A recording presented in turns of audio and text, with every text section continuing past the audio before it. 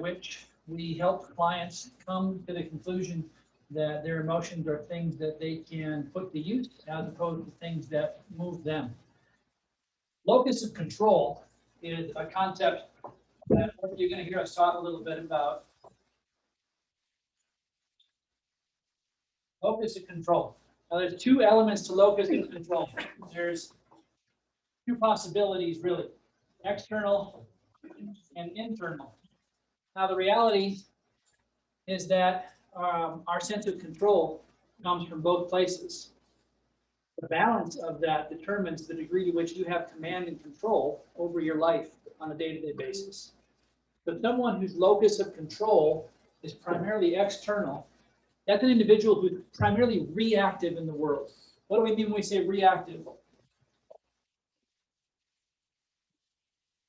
Any guesses?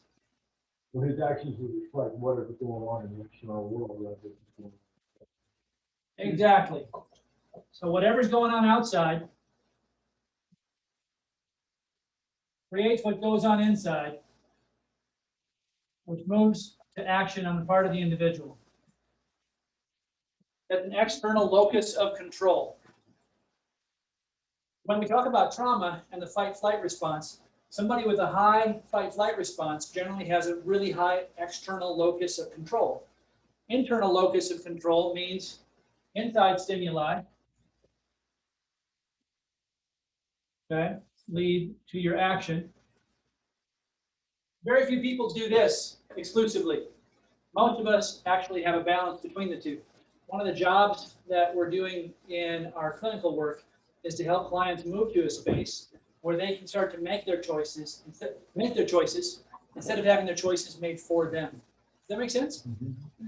So how do we do that? That's easier said than done. We sometimes will just say, hey man, you got to quit reacting. Got to quit doing what you're doing. Well, that's not very helpful most of the time. So we're going to talk today a little bit about how to move to a more internal locus of control. When we're considering emotion regulation, I'm going to just erase this part, we'll come back to it.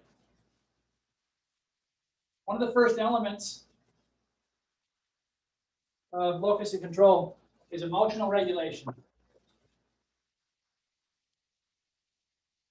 But in order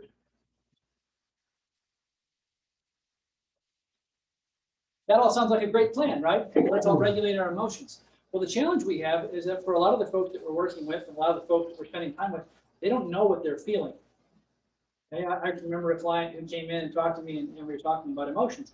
He said, Greg, I have two feelings, pissed off and tired, right? And horny. That's my emotional range. So the first thing we're going to do with clients in the service of emotional regulation is we're going to look for emotional literacy. What do we mean by emotional literacy? Well, quite simple. I can identify the emotion that I'm feeling. Okay? Well, that's easier said than done for a lot of the folks that we're working with. Hey, come on in. You gotta grab a chair. Sorry.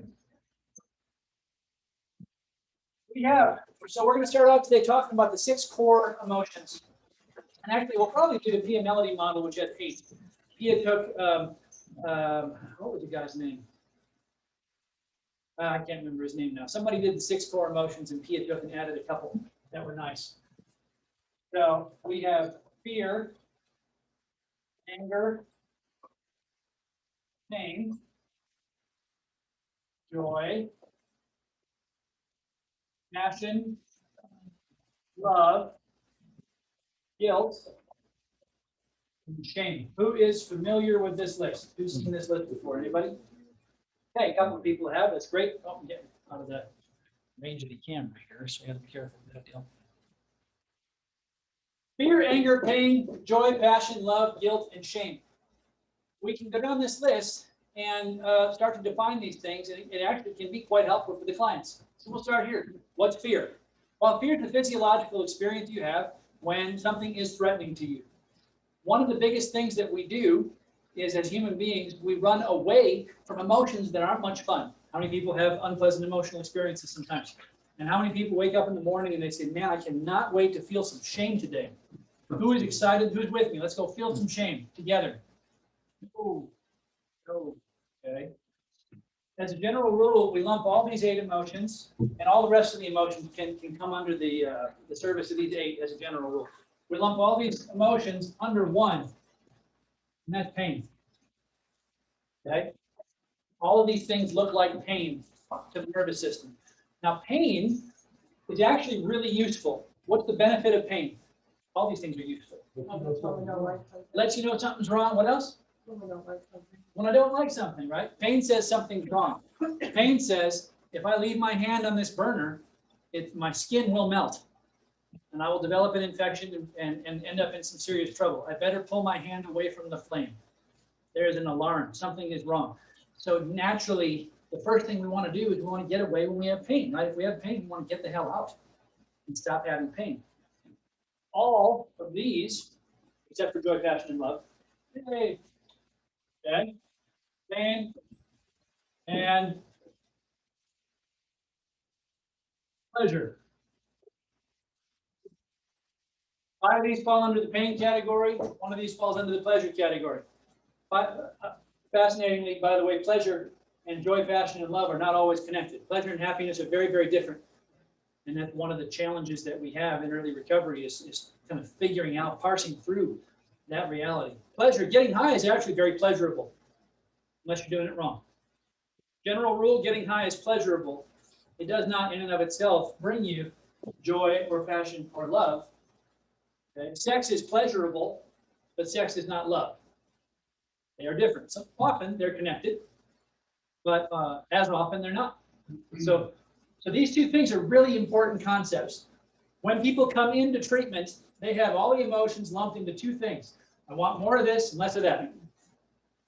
Why do you want to get sober? I ask people all the time, why do you want to get sober? And the answer is creative and different, and there's all kinds of different stuff. Basically, Greg, there's too much of this right now as a result of my drug use. And the only time I feel this is when I use. I have too much pain, not enough pleasure. And so then I say, well, hey, let's explore your pain for a while, which is not actually a super popular decision. Okay? People are like, no, I came here to get away from that. Ah, bad news. You didn't actually.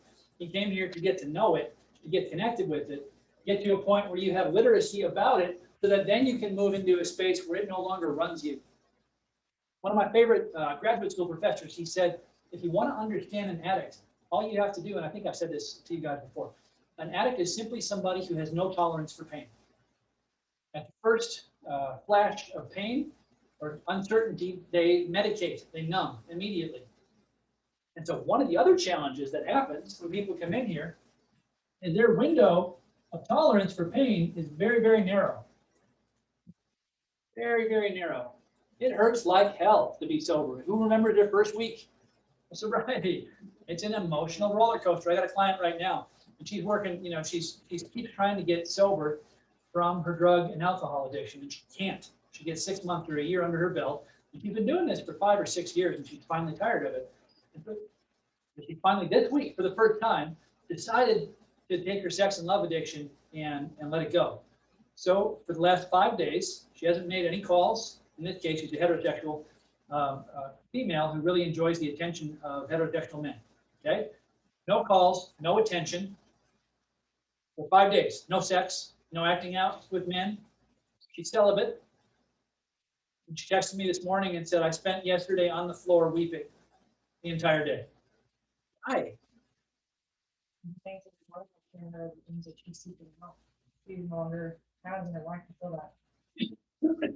Her tolerance for pain is low, and she has taken away the pleasure which has been anesthetizing her pain. Her anesthesia is gone, and now she finds out what's really there.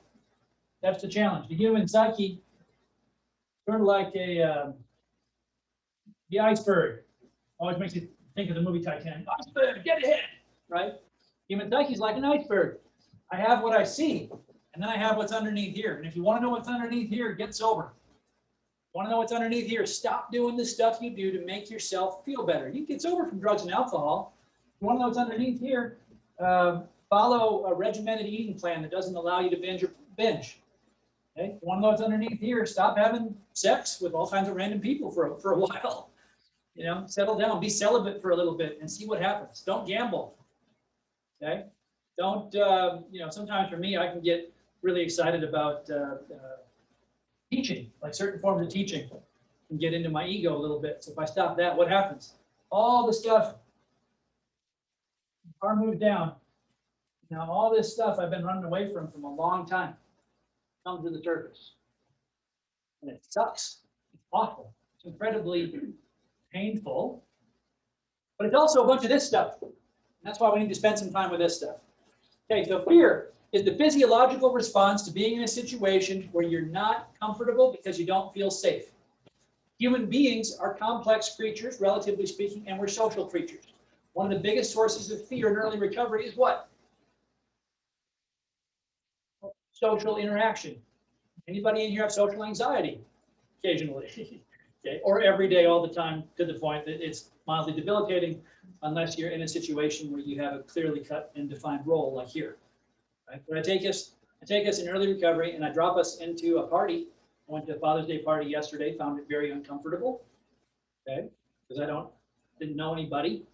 I don't know where I fit or how I go, and I have a certain amount of fear because I don't know what's expected and I don't understand how to function in the culture of that particular environment. So that's one of the most common types of fear. Other kinds of fear associated with early recovery are leftover fear as a result of PTSD. So sometimes if I get into a difficult situation, my system says, be hypervigilant and alert. And then the situation, I escape it, I survive it somehow. But my system, the light switch, the switch that turns on, the alertness, the hypervigilance, doesn't ever get turned off. And then I'm going to sit with a certain level of constant anxiety as a result of that experience. However, it's important to understand that fear has some benefits. What are the benefits of fear? Save your damn life. Save my life. Self-preservation. Okay. What else? What are the other benefits of fear? Motivation. Motivation. That could be in there. I think the biggest one is probably self-preservation. Okay, I walk into the bar, the record skips, all the bikers turn and look at me. I'm dressed like this, and I think, maybe this isn't the bar for me. Maybe I should go someplace else. My fear says, I walk down the dark alley, see some people coming toward me, you look like maybe they're not excited that I'm there, and I think, maybe this is not the place for me. And I use my fear to motivate me to get the heck out. Where do I feel fear in the body? The diaphragm, it's hard to breathe. A lot of times it's tightness in the chest. We're going to have a lot of clients where that's where they start. They have so much anxiety. Tell me, what were you saying? That's why they have so much anxiety. Totally. They come into a new situation, everything's new. Human beings, by the way, listen, I can't remember if I talked about this before or not. We're social animals. And so our territory is a socially defined territory.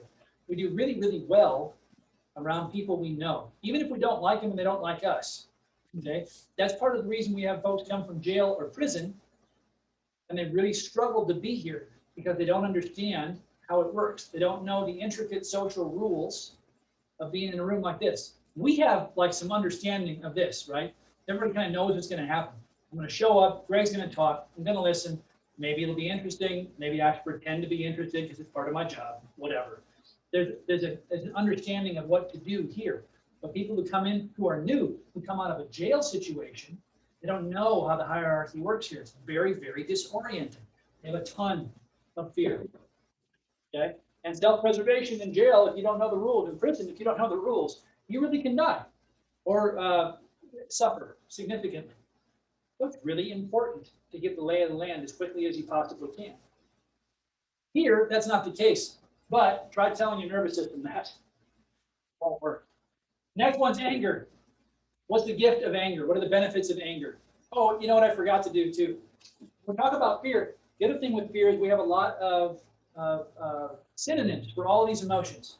What is the emotion fear often described as? Anxiety, and what else? What are some other things that we call fear? Overwhelmed. Overwhelmed, that's a big one. Nervous, Okay? Lots and lots of different things. When I'm working with clients, I try to get them to tell me whatever emotion they're having. I say, well, let's put it into this list. It'll fit. All the emotions you can think of are going to fit in here. Anger. What do people call anger? Mad, frustrated is the one I hear all the time. I'm feeling frustrated. No, you're not. You're feeling angry.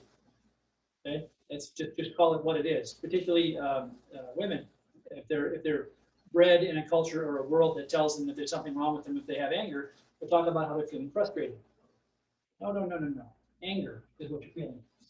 What's the gift or the benefit of anger? What's that? It's a free high. It's a free high. That's a good answer. Yeah, anger can be a free high. Absolutely. And that's when we feel anger, we usually feel it all over the body. And it really is a bit of a high. It's a mobilization response. Anger and is the opposite side of the fight-flight coin. Okay, we fight or we flee. It's actually the same experience inside your body. It just depends on which direction you're going. So the biggest gift to anger is justice, as a general rule. We don't stand up for injustice unless we have a bit of anger about what's going on. So we will pursue and move toward doing what's right, or having other people do what's right as a result of our anger. Pain. What are some synonyms for pain?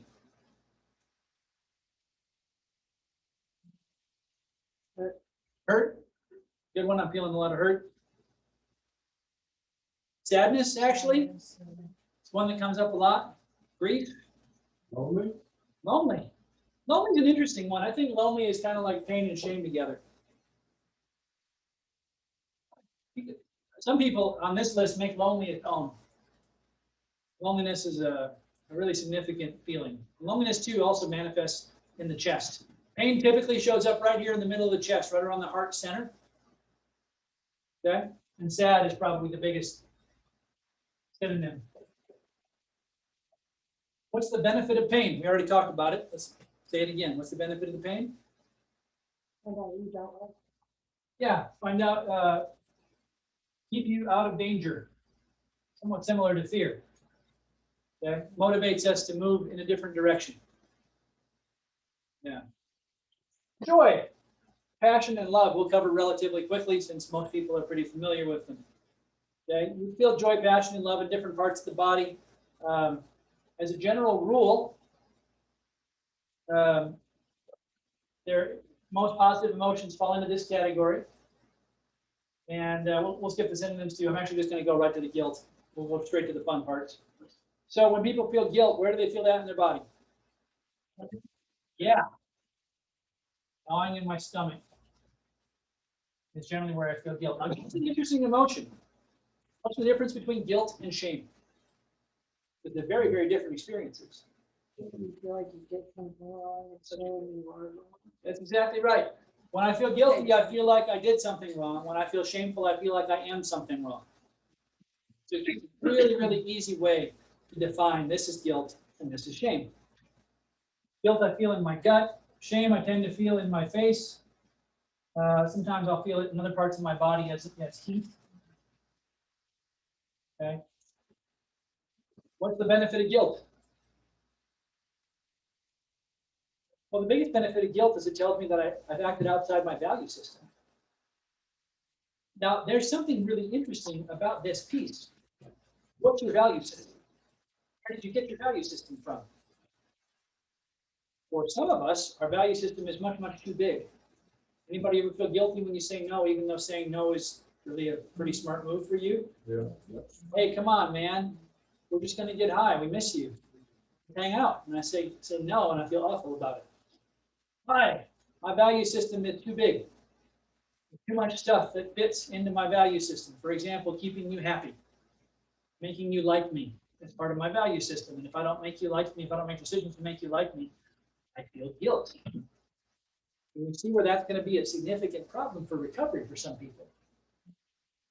Yeah. If I don't even notice, if I go all the way right to pain, stay away from this, I don't like it, let's do what we can do to avoid the guilt, I'm back at the bar. That fast. It's over. I'm back in that relationship with that person. Anybody ever have guilt take you back into a relationship that you probably shouldn't have gone back into? A lot of us have done that. So guilt shows me my values. Shame, the benefit of shame is it shows me my humanness. And it's tangentially related to a thing called humility. What's humility?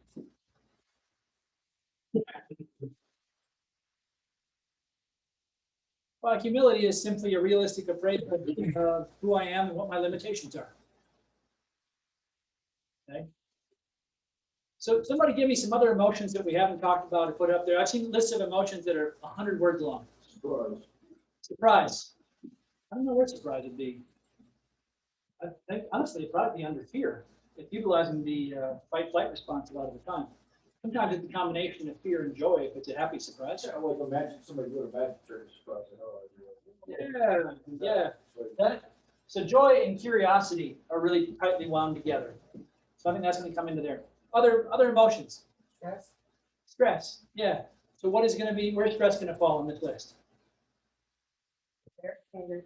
Right? Stress, I'm going to go with anxious, which is fear. I would probably do fear. You could do anger probably. I think fear is probably where stress is going to fall. Where's other emotions? Tired. Tired. That's a good one too. So tired is actually going to be on here. Where is it going to be? Hey, It's pain. Yeah. Yeah. Fun fact: the part of you that, the part of your brain that processes physical pain and emotional pain, they're one and the same. So, have you ever been in a situation where you have some sort of physical ailment, and as a result, you're kind of a crotchety bastard, right? You ever wonder why, when you get tired, you have less tolerance, less capacity to generalize pain, discomfort, or challenging people? Yeah, it's a form of pain. Great point. Other examples, emotions. Hopeless. Hopeless. Yeah. Where's that on here? Shame. Yeah, and so that's one fun thing is sometimes these things will be 2 or 3, usually only 2. But hopeless is a great one. For me, I think hopeless is really tightly tied into shame. And probably some fear as well. I think you can make a strong argument for fear as well with hopelessness. Disgust is a good one. Where would disgust come into here? anger. I would think of disgust as a blend of anger and pain. Right? Ugh, gross. Right? I'm angry at that thing and I want it to go away. I want it to be crushed and to die. That's how we do with disgust. You want to turn a bunch of people, you want to turn one group of people against another group of people, get them to look at one another with disgust. Super, super simple. You see that in the media today. Everybody on both sides, the far left and the far right, both view each other with disgust. That's, people say we're farther apart than we've ever been. And what they really mean is the quantity of disgust is increasing at an alarming rate. When I have disgust, it's really easy to dehumanize a group of people.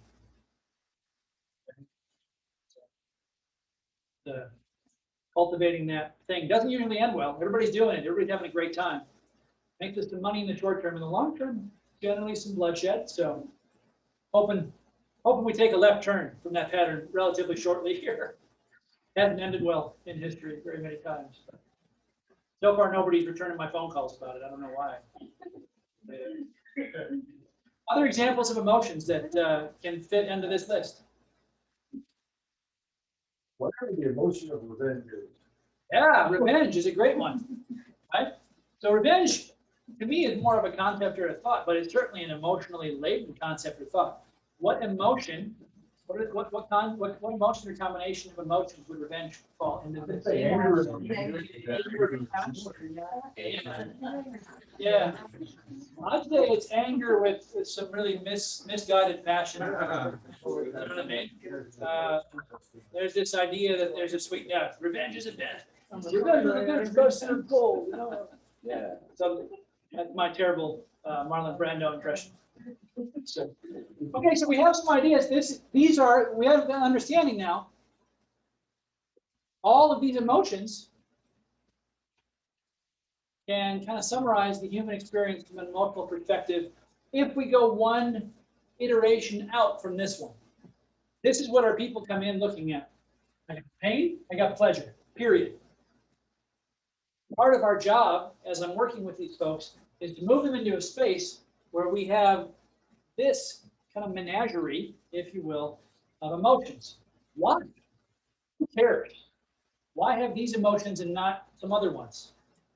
Why put fear up here and not anxiety? Actually, there really isn't a very good reason to have fear versus anxiety, other than it's more, it's sort of a simpler emotion. It's sort of more of a core experience, whereas anxiety has a bit more nuance to it. What's the benefit of this? Well, pretty simple. Once I have an understanding, once I have some literacy, I'm able to move to a process, aka the regulation. And I should actually kind of diagram this. Once I move from pain, pleasure, to deep core emotions, my process here is bilateral. I move toward or away. Well, the challenge that we have is in recovery, moving away from your emotions, the negative experiences of your life will just kill you. Because the end result of that is almost always relapse. And at the very least, it tends to create an awful lot of havoc in the lives of other people, and the people around you, and in your life, if you do that. Well, in this situation, when I can name my emotions, I can then experience them. And then the next step I get to is how to process or regulate emotions. And what we do in that situation is I feel it in the body, and then I let it go. So in the beginning, if I have fear or anxiety associated with pain, I just run away from it. But the reality, and this is what happens in therapy, right? What do I do in therapy? I sit down with somebody and I say, I'm going to sell you some pain. Wouldn't it be great if I can sit with you and connect with you and you can have enough safety that you can actually process the parts of your life that are awful right now? Because a lot of it sucks for you right now, or you wouldn't be with me. You know what I mean? I'm expensive. Now, therapists at our level of care are not necessarily fiscally expensive, but going to treatment is expensive. It costs you time. It costs you a lot of time. It costs you connection with your loved ones. You can't be thinking of all the time you could spend on Facebook if you weren't in treatment. Right? Going to treatment is expensive. You have got to have significant pain, or you wouldn't be willing to pay the price of going to therapy. And so my job is to say, let's get into that pain and let's experience it, and we feel it until it goes away. Okay, so I have this experience, for example, I have fear in my chest. Okay, well, let's just sit with that fear and feel it. What happens? Well, it moves, it does all kinds of interesting stuff, but if I am willing to sit with it long enough, it'll stop, it'll complete, it'll finish. Okay, we go to a completion experience. And we do that long enough, we clear an awful lot of emotion. I go into my session with my therapist and I talk about some stuff that happened to me when I was a kid that was awful, but I never told anybody. And I feel like it's happening to me right now. Anybody have that experience before? Okay. I mean, I'm in it, man. It's not happening in the past in my nervous system. In my nervous system, emotionally, it's happening now. And it's awful. In the past, I was by myself. I was alone. I was overwhelmed, and I needed to escape. I probably didn't, but eventually it finished and I survived. This time, I'm with a compassionate other who can hold some space, and as a result, I can complete that emotional experience. There is something sacred and really healing about being able to tell somebody what happened to you or what you did to somebody else. There are plenty of people who come in that situation, beat, raped, killed, and they have to talk about it with someone. And when somebody witnesses that, it gives me the ability to witness it within myself. It completes. And here's what happens. After that happens a couple of times, it doesn't have to be a therapist. It can be a guy at AA. It can be a friend of mine from treatment. It can be a group of guys or gals that I'm going through treatment with. When they witness that experience with me, it completes. It processes through. When I do that enough times, when I say, man, I'm just feeling a lot of shame right now, and instead of running, every single time I do that, I talked before about people coming in, their window of tolerance is really, really low. Every time I am willing to experience pain and not get high, guess what? It's like exercise. The window gets bigger and bigger and bigger. So that's really my job in treatment. My job in treatment is this piece, this emotional regulation piece. How do I regulate my emotions? Well, first of all, I figure out what they actually are. Not everything is pain. Actually, you can drill it down a whole level. Some of the stuff is shame, for example. You have the belief that because you were abused as a kid, you are worth less. And when you simply sit with that experience, particularly if you do it in the presence of someone else, it completes. And you carry less of that belief. Now, usually there's thousands. For the clients that I work with, oftentimes there are hundreds or thousands of experiences where they are worth less. And they're tied together. You don't have to re-experience every single one out. But you generally have to talk about a lot of stuff to move forward with it. And that's what we do. That's how emotional regulation comes up. If I only have pain pleasure and I'm in pain, well, I'm going to get out of it as fast as I can. What's the fastest way out of pain? Drug. What's the second fastest? Sex is a good one too. Yeah. What's another good one? I shouldn't. I'm looking for a particular one, but you guys have better ideas than I do. Alcohol's good. What else? Pull in the head? Bullet in the head. That actually, unfortunately, is resorted to as a familiarity. The other one that is portable and can be done on your own is anger. Okay, that's what we see a lot of times in our world. As soon as I have a little bit of pain in the pain pleasure paradigm, as soon as I have any of the eight core emotions, any of the 5 that are unpleasant, I just move to anger because feels good. Or I move into pleasure. Once we get through that and do something different, we got a shot. But until we can get to a space where we practice the process of emotional regulation, we really don't have a shot at moving forward. And that's really the thing we're doing. Any questions? Anything I missed or didn't cover particularly effectively today? Do you smell what I'm stepping in? Yes. Okay. And hopefully there are some ideas in terms of how to communicate this to clients. Hey man, I don't know if you're angry right now. What's really going on? I wonder if maybe you're having some shame. Let me tell you how I find shame in my body. I notice that I feel it right down here. I notice that I feel less than. Fun fact, anything that happens to you before the age of 6, you are incapable of blaming your environment and you will always take it on yourself. All failures in your environment, every failure to protect, nurture, or take care of you that happened to you prior to the age of 6, and most of them before the age of 11 or 12 also, but big time before 6, you internalized as being your fault and an indicator that you're a bad kid. And so for a lot of us, it makes it pretty understandable. If you spend your life running away from that, the first time you get high, you have found the answer. You have found the solution.